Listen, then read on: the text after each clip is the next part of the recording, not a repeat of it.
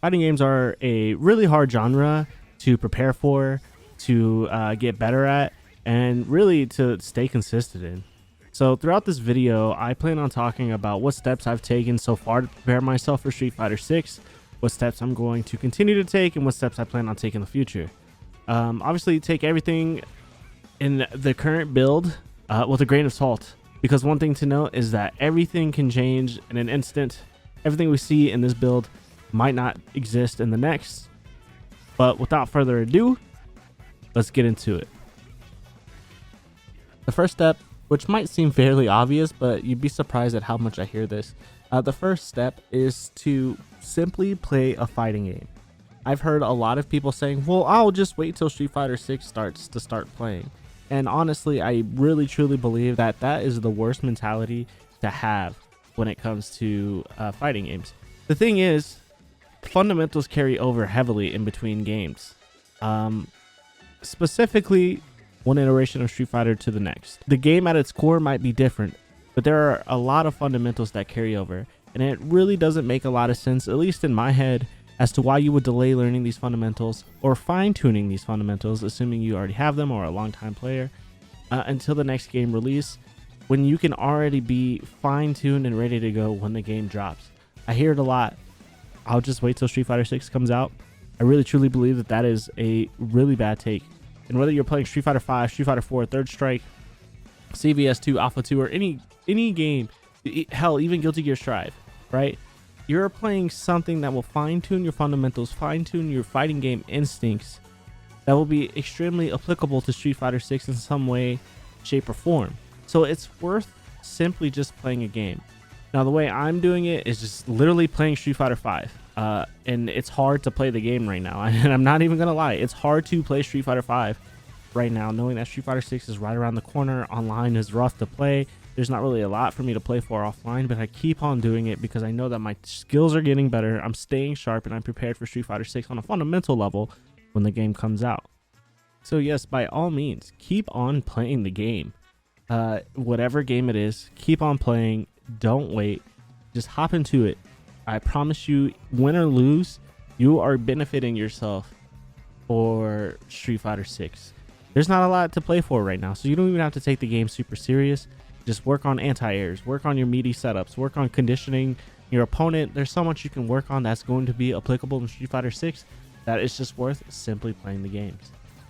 Step 2 is another one of those things that seems kind of obvious, but it could actually hurt you more if you don't do this properly. Step 2 is to watch footage of the game.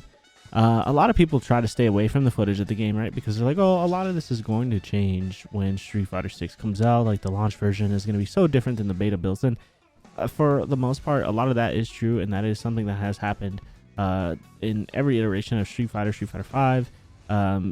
Especially the beta versions to launch were completely different. However, there is a way to watch the game in its current builds to prepare yourself in a way. And that's just by literally paying attention to the mechanics. The mechanics themselves aren't going to change. The characters is what is more than likely to change. Specific combos might not work. Routes, buttons might interact differently by launch time. So when you're watching video, it's important that what you're trying to analyze isn't the characters too much. You still want to analyze them a little bit, understand, kind of get a general feel. But really what you're looking at is the mechanics. Where would I use Drive Rush at? Where am I planning on using Drive Impact at? Throw teching in certain scenarios. What are the benefits? What are the risks? What do I do in defensive situations? Watching videos helps you generate ideas in your head, which creates theory fighting, shadow boxing, whatever term you want to call it. Theory fighting is a very important part as developing as a player, right? Because there's a lot of situations in the game where you're going to have to come up with the answer on your own.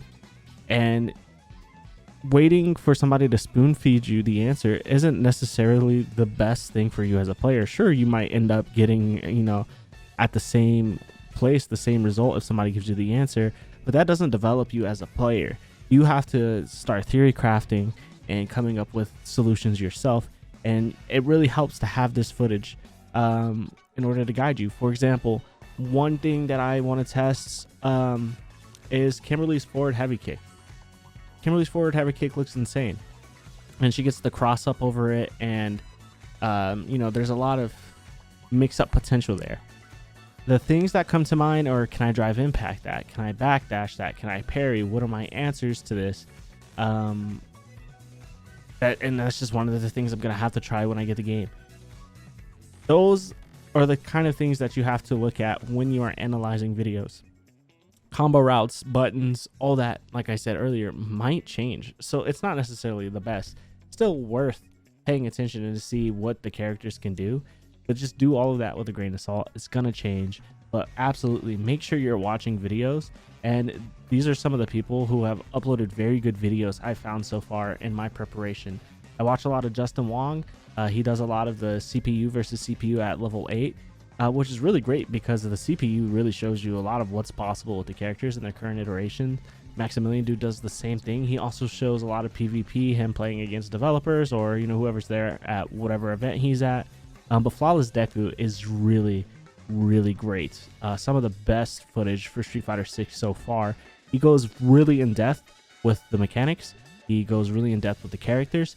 He shows you a lot of what's possible.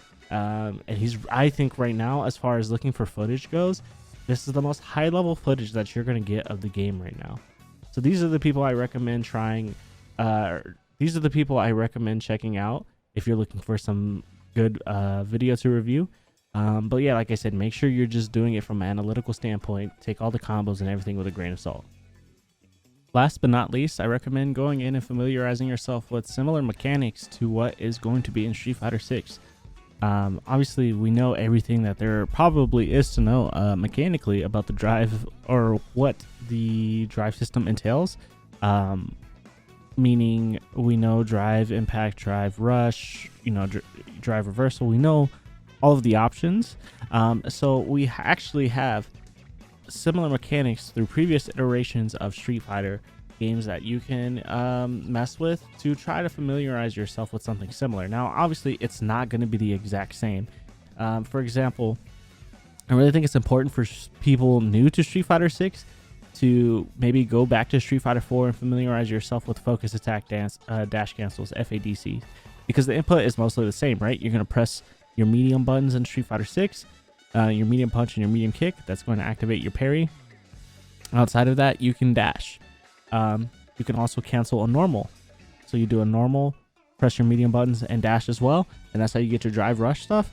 So very similar, actually the exact same inputs as Street Fighter 6 is in Street Fighter 4. So it's worth going in, familiarizing yourself with how that kind of feels. But just know it might not be the exact same. But it's better than going into Street Fighter 6 with a blind eye. Same thing with Street Fighter 5. You can go in and do a V reversal and know that this is going to be pretty similar to what a drive reversal is. You could do a focus attack in Street Fighter 4 and know that this might be kind of similar to what a parry or even a drive impact will be, right?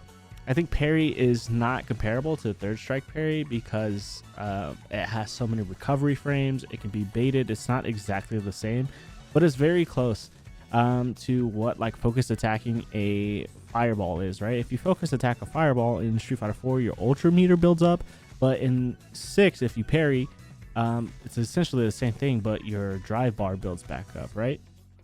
So play older games, familiarize yourself with similar mechanics. Really recommend Street Fighter 4. Street Fighter 5 also, it will probably be the 2 that will best prepare you. But literally third strike, you can go no wrong. But yes, absolutely. Go in, find some similarities between previous iterations of Street Fighter games. Familiarize yourself with those mechanics, at least at a basic level. So that way when Street Fighter 6 comes out, you kind of have a general understanding or a base starting point onto how to use the drive mechanics. I played this game at EVO, and honestly, coming from Street Fighter 5 and having a little bit of Street Fighter 4 background, everything felt super natural to me. I understood the drive bar, the mechanics easily, simply. I knew kind of the general idea of when to use it, how to use it, and then applying my Street Fighter 5 fundamentals to that as well. made me really felt like I was just playing Street Fighter 5 Part 2. And I've heard that a lot from other people. Other people have played the game as well. So that's just my take on it. Yeah, you guys feel free to do whatever you want. This is how I'm preparing for Street Fighter 6. Comment down, let me know what you guys are doing to prepare, whether that's just watching footage or just chilling, playing, you know, relaxing, or even just, you know, just grinding hard in another game. Appreciate everybody for watching. I will catch you guys later. Peace.